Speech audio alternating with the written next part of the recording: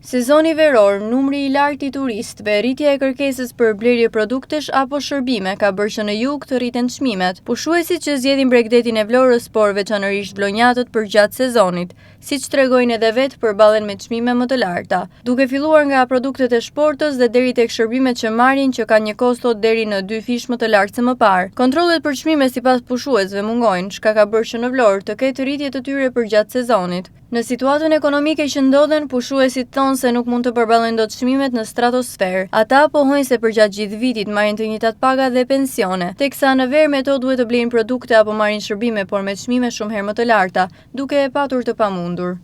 Sezoni çmimet janë në maj këtu. Nuk flitet vërtet, nuk flitet fare për çmimet, janë seriozisht janë shumë më shtrenjtë. Vetëm në Itali e merr gjën edhe shpuna dhe gjën e merr më të mirë. Se sa këtu në Shqipëri. Unë këtu në Shqipëri, për zotin, më thyej 100 euro, 90 euro, 90.000 lekë shqiptare, ma qa do të bëjnë ato në 2.000 lekë shqiptare. Janë shumë të shtrenjta gjëra. Mase e qonin televizor, po është shumë e vërtet që janë shumë të shtrenjta. E bëjmë për turistët, po ne vlonjatët, hese kemi një vit turista, ne unë basim edhe vetëm vetë. Se I qojmë gjërat, I ngrejmë, nuk mendojmë për vitet e ardhshme, nuk I përballojnë dot. Se pensioni që marrin ata 70.000 lekë nuk janë asnjë gjë. I kanë të larta. I bëj thirrje shtetit të marri masat, se njerëzit janë me 70.000 lekë, me 80.000 lekë që marrin nuk kanë të ardhura. Unë nuk gjithmonë në shtëpi, nuk e di, s'kam qenë. Patjetër, turistët kanë lekë që vinë, ne kemi pensione dule. Jo, të ishte rënda, por duke të shportë ti e di. Është buka, vaj, qumshi, këto. Nuk I kam dje, por pa tjetër. Ato do ngrinë akoma ku ka prodhim Shqipëri. Po qartë thoni. Po ka rritje çmim çdo sezon ka ato të vera.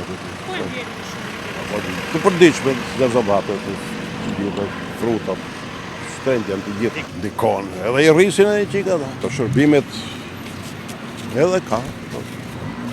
Edhe shumë si bëjmë ne majmë këto të përditshme, të vogla. Kontrolli do t'jetë në çdo kohë. Ata që përballojnë si përballojnë ajke, ato që ke me ato do përpiqesh. Ka tjetër vend. Pensionin që ke me ato do shtrihesh. Kështu që ndikon shumë. Po ndjej, po kanë ardhur turistat. Edhe ne shqiptarët në çik duam se vet.